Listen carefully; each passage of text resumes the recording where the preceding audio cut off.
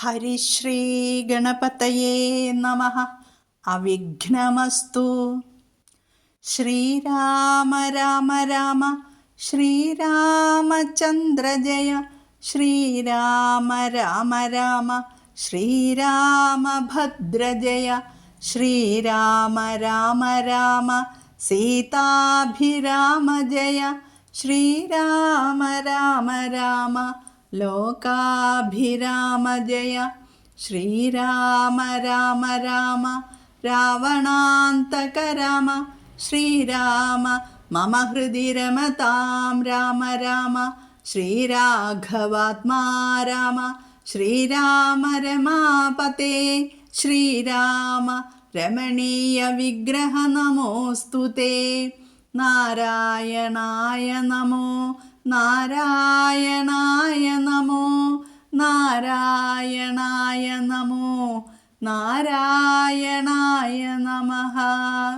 ശ്രീരാമനാമം പാടി വന്ന പൈങ്കിളിപ്പെണ്ണേ, ശ്രീരാമചരിതം നീ ചൊല്ലിയിട്ടു മടിയാതെ. ശാരിക പൈതൽ താനും വന്ദിച്ചു വന്ദ്യന്മാരെ. ശ്രീരാമസ്മൃതിയോടെ പറഞ്ഞു തുടങ്ങിനാൾ. ശിവന്റെ കഥാകഥനം.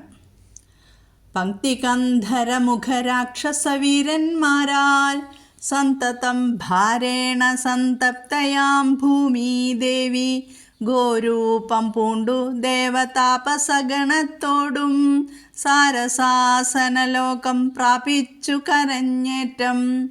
വേദനയെല്ലാം വിധാതാവിനോടറിയിച്ചാൾ. വേദാവും മുഹൂർത്തമാത്രം വിചാരിച്ച ശേഷം വേദനായകനായ നാഥനോടിവ ചെന്നു. വേദനം ചെയ്യുകയെന്നേ മറ്റൊരു വഴിയില്ല. സാരസോദ്ഭവനേവം ചിന്തിച്ചു ദേവന്മാരോടാരൂഢഗേതം തമ്മെ കൂട്ടിക്കൊണ്ടങ്ങു പോയി. ക്ഷീരസാഗര തീരം പ്രാപിച്ചു ദേവമുനിമാരോടുകൂടി സ്തുതിച്ചിടിനാൻ ഭക്തിയോടെ. ഭാവനയോട്ടും കൂടി പുരുഷസൂക്തം കൊണ്ടു ദേവനെ സേവിച്ചിരുന്നിടിനാൻ വഴി പോലെ. അന്നേരമൊരു 10,000 ആദിത്യന്മാരൊന്നിച്ചു കിഴക്കുതിച്ചുയരുന്നതുപോലെ പത്മസംഭവൻ തനിക്കൻപോടു കാണായി വന്നു. പത്മലോചനനായ പത്മനാഭനെ മോദാൽ മുഗ്ധന്മാരായുള്ളൊരു സിദ്ധയോഗികളാലും ദുർദർശമായ ഭഗവദ്രൂപം മനോഹരം. ചന്ദ്രികാമന്ദസ്മിത സുന്ദരാനന പൂർണ്ണ ചന്ദ്രമണ്ഡലമരവിന്ദലോചനം ദേവം. ഇന്ദ്രനീലാഭം പരമിന്ദിരാമനോഹരമന്ദിരവക്ഷസ്ഥലം വന്ദ്യമാനന്ദോദയം. വത്സലാഞ്ജനവത്സം പാദപങ്കജഭക്തവത്സലം സമസ്തലോകോത്സവം സത്സേവിതം. മേരുസന്നിഭ കിരീടോദ്യിൽ കുണ്ടലമുക്താഹാരകേയൂരാംഗത കടകകടിസൂത്ര വലയാങ്കുലീയാകാധ്യഖില വിഭൂഷണ കലിത കളേപരം കമലാമനോഹരം. കരുണാകരം കണ്ടു പരമാനന്ദം പൂണ്ടു സരസീരുഹ ഭവൻ മധുരസ്ഫുടാക്ഷരം. സരസപദങ്ങളാൽ സ്തുതിച്ചു തുടങ്ങിനാൻ. പരമാനന്ദമൂർത്തേ ഭഗവൻ ജയ ജയ. മോക്ഷകാമികളായ സിദ്ധയോഗീന്ദ്രന്മാർക്കും സാക്ഷാൽ കാൺമതിന്നരുതാതൊരു പാദാംബുജം. നിത്യവും നമോസ്തുതേ സകല ജഗത്പതേ. നിത്യനിർമ്മലമൂർത്തേ നിത്യവും നമോസ്തുതേ. സത്യജ്ഞാനാനന്ദാനന്ദാമൃതാദ്വയമേകം നിത്യവും നമോസ്തുതേ. കരുണാജലനിധേ വിശ്വത്തെ സൃഷ്ടിച്ചു രക്ഷിച്ചു സംഹരിച്ചിടും വിശ്വനായക പോറ്റി നിത്യവും നമോസ്തുതേ. സ്വാധ്യായ തപോദാന യജ്ഞാദി കർമ്മങ്ങളാൽ സാധ്യമല്ലൊരുവനും കൈവല്യമൊരു നാളും. മുക്തിയെ സിദ്ധിക്കണമെങ്കിലോ ഭവൽപാദഭക്തി കൊണ്ടൊഴിഞ്ഞു മറ്റൊന്നിനാലാവത്തില്ല. നിന്തിരുവടിയുടെ ശ്രീപാദാംബുജദ്വന്ദ്വമന്തികെ കാണായി വന്നിതെനിക്കു ഭാഗ്യവശാൽ. സത്വചിത്തന്മാരായ താപസശ്രേഷ്ഠന്മാരാൽ നിത്യവും ഭക്ത്യാ ബുദ്ധ്യാ ധരിക്കപ്പെട്ടോരു നിൻ പാദപങ്കജങ്ങളിൽ ഭക്തി സംഭവിക്കണം. ചേതസി സദാകാലം ഭക്തവത്സലാ പോറ്റി. സംസാരാമയ പരിതപ്തമാനസന്മാരാം പുംസാം ത്വൻഭക്തി ഒഴിഞ്ഞില്ല ഭേഷജമേതും. മരണമോർത്തു മമ മനസി പരിതാപം കരുണാകരനിധേ പെരികെ വളരുന്നു. മരണകാലേ തവ തരുണാരുണ സമചരണ സരസിജ സ്മരണമുണ്ടാവാനായി തരികവരം നാഥ കരുണാകര പോറ്റി. ശരണം ദേവ രമാരമണ ധരാപതേ. പരമാനന്ദമൂർത്തേ ഭഗവൻ ജയ ജയ. പരമ പരമാത്മൻ പരബ്രഹ്മാഖ്യ ജയ. പരചിന്മയ പരാപരപത്മാക്ഷാ ജയ. വരദ നാരായണ വൈകുണ്ഠ ജയ ജയ. ചതുരാനനനിധി സ്തുതി ചെയ്തൊരു നേരം മധുരതരമതിവിശദസ്മിതപൂർവം അരുളി ചെയ്തു നാഥനെന്തിപ്പോൾ എല്ലാവരും ഒരുമിച്ചെന്നെ കാൺമാൻ ഇവിടേക്കുഴറ്റോടെ വരുവാൻ മൂലമതു ചൊല്ലുകെന്നതു കേട്ടു സരസീരുഹ ഭവനി വണ്ണമുണർത്തിച്ചു. നിന്തിരുവടി തിരുവുള്ളത്തിലേറാതെ കണ്ടെന്തൊരു വസ്തു ലോകത്തിങ്കലുള്ളതു പോറ്റി. എങ്കിലും ഉണർത്തിക്കാം മൂന്നു ലോകത്തിങ്കലും സങ്കടം മുഴുത്തിരിക്കുന്നിതിക്കാലം നാഥ. പൗലസ്ത്യതനയനാം രാവണൻ തന്നാലിപ്പോൾ ത്രൈലോക്യം നശിച്ചിതു മിക്കതും ജഗത്പതേ. മദ്ദത്തവരബലദർപ്പിതനായിട്ടതി നിർദ്ദയം മുടിക്കുന്നു വിശ്വത്തെയെല്ലാമയോ. ലോകപാലന്മാരെയും തച്ചാട്ടിക്കളഞ്ഞവനേക ശാസനമാക്കി ചമച്ചു ലോകമെല്ലാം. പാകശാസനനെയും സമരെ കെട്ടിക്കൊണ്ടു നാകശാസനവും ചെയ്തിടിനാൻ ദശാനനൻ. യാഗാദി കർമ്മങ്ങളും മുടങ്ങി അത്രയെല്ലാ യോഗീന്ദ്രന്മാരാം മുനിമാരെയും ഭക്ഷിക്കുന്നു.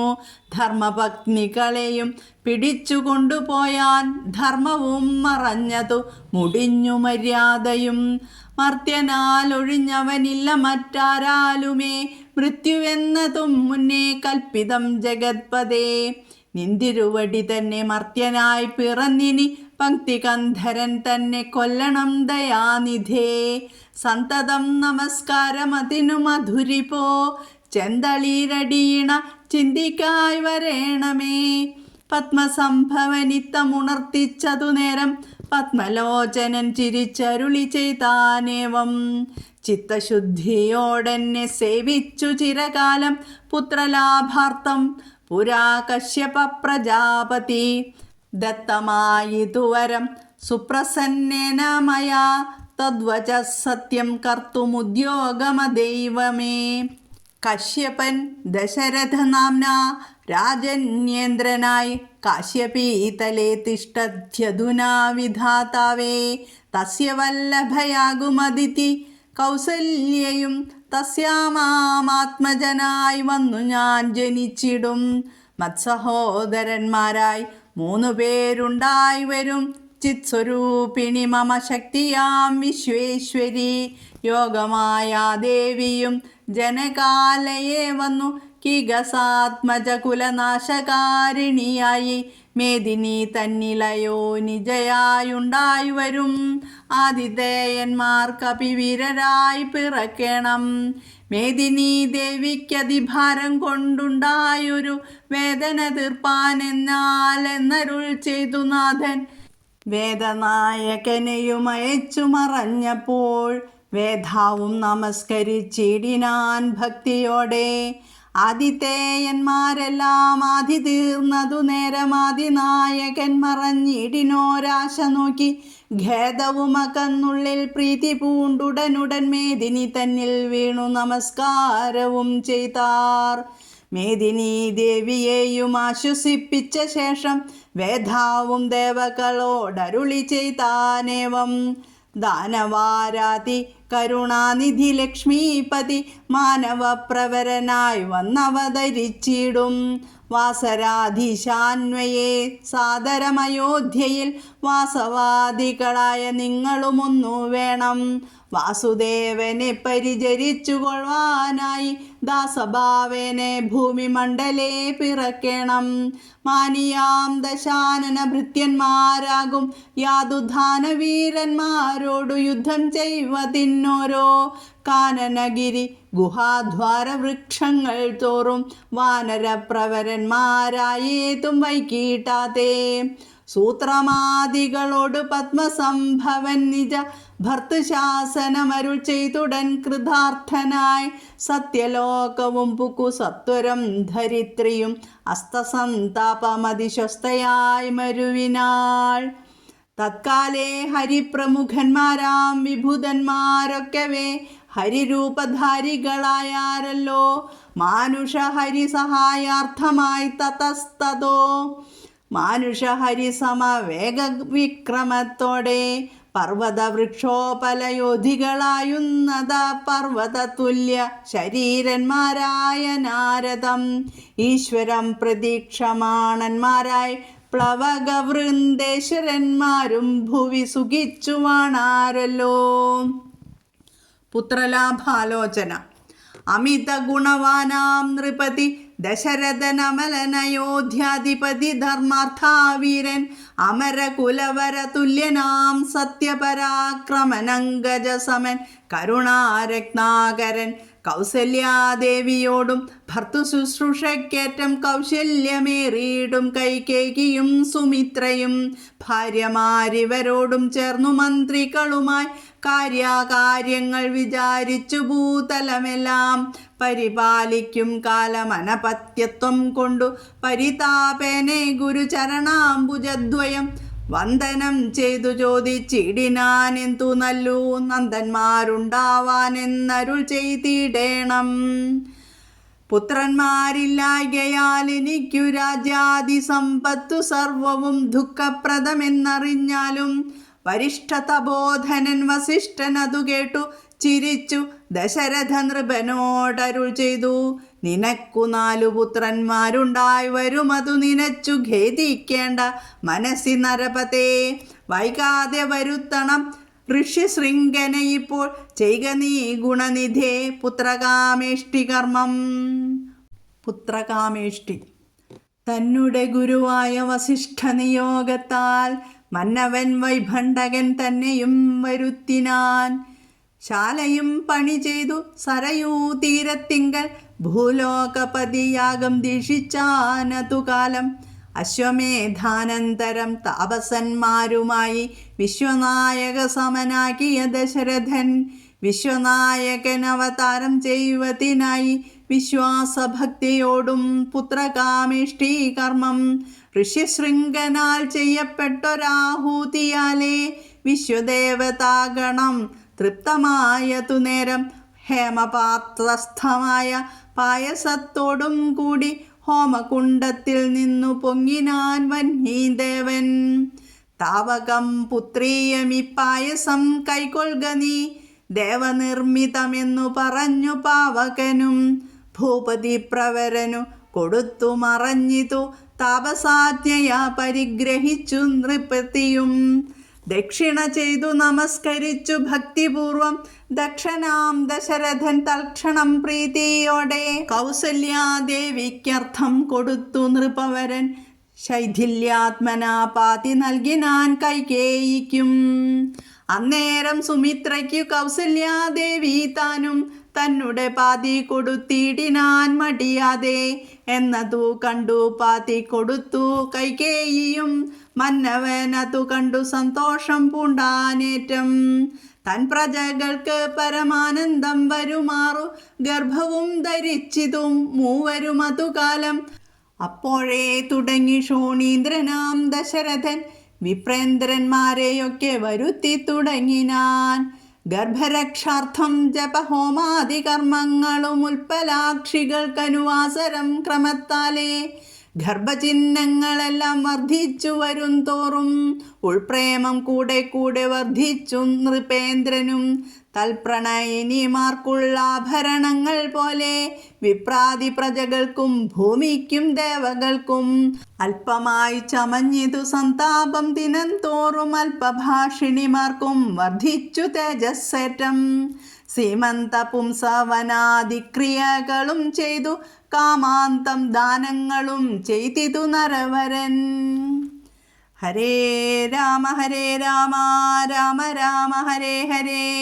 ഹരേ കൃഷ്ണ കൃഷ്ണ കൃഷ്ണ ഹരേ ഹരേ.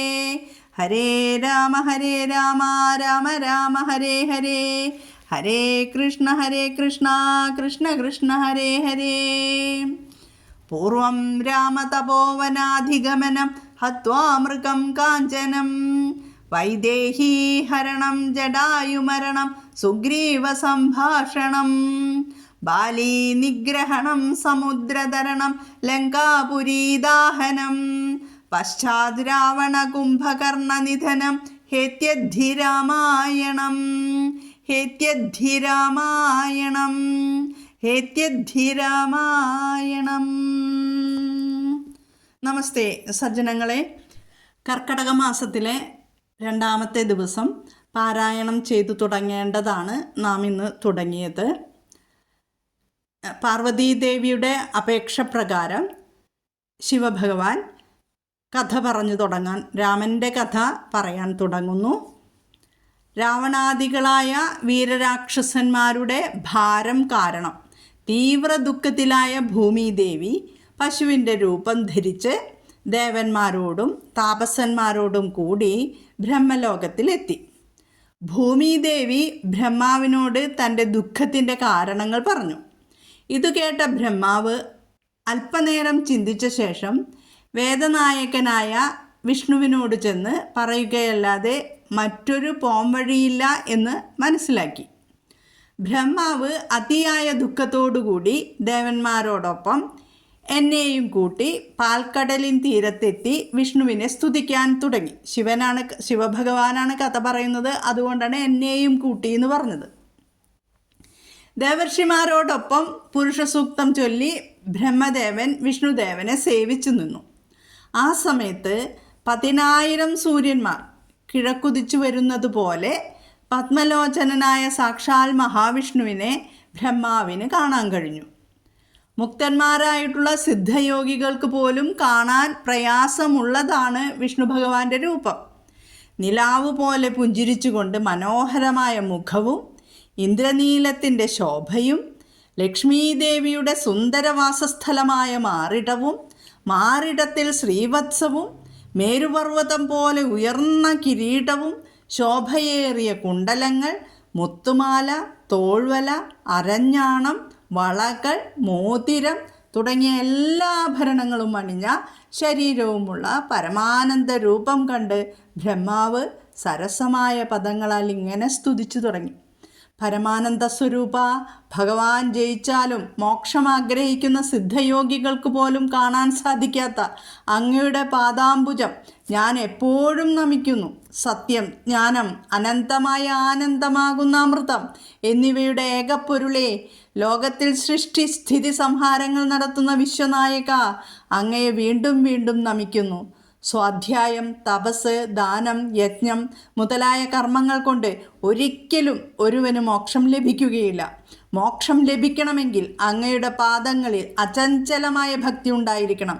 അങ്ങയുടെ പാദാരവിന്ദങ്ങളിൽ അചഞ്ചലമായ ഭക്തിയുള്ള എനിക്ക് ആ പാദങ്ങൾ അടുത്തു കാണാൻ കഴിഞ്ഞത് ഭാഗ്യമാണ്.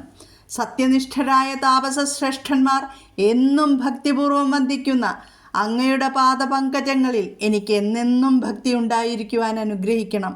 ലൗകിക ദുഃഖങ്ങളാൽ ആകുല മനസ്സുള്ളവർക്ക് അങ്ങയോടുള്ള ഭക്തിയല്ലാതെ മറ്റൊരു മരുന്നില്ല. മരണത്തെയോർത്ത് എൻ്റെ മനസ്സ് വളരെ ദുഃഖിക്കുന്നു. മരണകാലത്ത് അങ്ങയുടെ ബാലസൂര്യനെ പോലെ കാന്തിയേറിയ പാദാരവിന്ദങ്ങളെ സ്മരിക്കാൻ കഴിയണമെന്നുള്ള വരം അങ്ങ് എനിക്ക് തന്നാലും ആനന്ദസ്വരൂപ നാരായണ ജയിച്ചാലും. ബ്രഹ്മാവിൻ്റെ ഇത്തരത്തിലുള്ള സ്തുതി കേട്ട് സന്തോഷവാനായ നാരായണൻ മന്ദഹാസത്തോടെ ചോദിച്ചു, എല്ലാവരും കൂടി തിടുക്കപ്പെട്ട് ഇങ്ങോട്ട് വരാൻ എന്താണ് കാരണം? ഭഗവാൻ വിഷ്ണുവിൻ്റെ ചോദ്യം കേട്ട് ബ്രഹ്മാവ് ഇപ്രകാരം ഉണർത്തിച്ചു. ഭഗവാനെ നാരായണ, അങ്ങ് സർവജ്ഞനാണ്. എങ്കിലും ഞാൻ പറയാം, ത്രിലോകങ്ങളിലും സങ്കടം വർദ്ധിച്ചു വരുന്നു. പൗലസ്ത്യപുത്രനായ രാവണൻ്റെ നിഷ്ഠൂര പ്രവൃത്തികൾ കാരണം ത്രിലോകങ്ങളും ഏതാണ്ട് നശിക്കാറായി. ഞാൻ നൽകിയ വരത്തിൻ്റെ ബലത്താൽ അഹങ്കരിച്ച് അവൻ 3 ലോകങ്ങളും നശിപ്പിക്കുന്നു. ലോകപാലകന്മാരെയെല്ലാം ദൂരെയകറ്റി അവൻ ഏകാധിപതിയായി തീർന്നു. യുദ്ധത്തിൽ ഇന്ദ്രനെ ബന്ധിച്ചിട്ട് ദേവലോക ഭരണവും അവൻ ഏറ്റെടുത്തു. യാഗാദി കർമ്മങ്ങൾ മുടക്കിയെന്ന് മാത്രമല്ല, യോഗീന്ദ്രന്മാരായ മുനികളെ ഭക്ഷിക്കുകയും അവരുടെ ധർമ്മപത്നിമാരെ പിടിച്ചുകൊണ്ട് പോവുകയും ചെയ്തു. ലോകത്തിൽ നിന്നും ധർമ്മവും മര്യാദയും പാടെ അപ്രത്യക്ഷമായി. മനുഷ്യനൊഴികെ മറ്റാരാലും അവനെ വധിക്കാൻ കഴിയില്ല എന്നുള്ളതുകൊണ്ട് അങ്ങു തന്നെ മനുഷ്യനായി പിറന്ന് രാവണനെ കൊല്ലണം. അങ്ങയുടെ പാദാരവിന്ദങ്ങളെ ഞാൻ വീണ്ടും വീണ്ടും വന്ദിക്കുന്നു. ബ്രഹ്മാവിൻ്റെ വാക്കുകൾ കേട്ട് നാരായണൻ ചിരിച്ചുകൊണ്ട് പറഞ്ഞു, പണ്ട് കശ്യപ പ്രജാപതി പുത്രലാഭാർത്ഥം മനഃശുദ്ധിയോടെ എന്നെ വളരെ കാലം സേവിച്ചു. വളരെ സന്തുഷ്ടനായ ഞാൻ അദ്ദേഹത്തിൻ്റെ പുത്രനായി ജനിക്കാമെന്ന് വരം നൽകി. ആ വാക്ക് സത്യമാക്കാൻ ഞാൻ ഇന്നു തന്നെ പ്രയത്നിക്കുന്നതാണ്. വിധാതാവേ, ആ കശ്യപൻ ദശരഥ രാജാവായി പിറന്ന് അയോധ്യയിൽ വാഴുകയാണ്. അദ്ദേഹത്തിൻ്റെ പത്നിയായിരുന്ന അതിഥി ഇപ്പോൾ കൗസല്യ എന്ന പേരിൽ ദശരഥ പത്നിയായി വാഴുന്നു.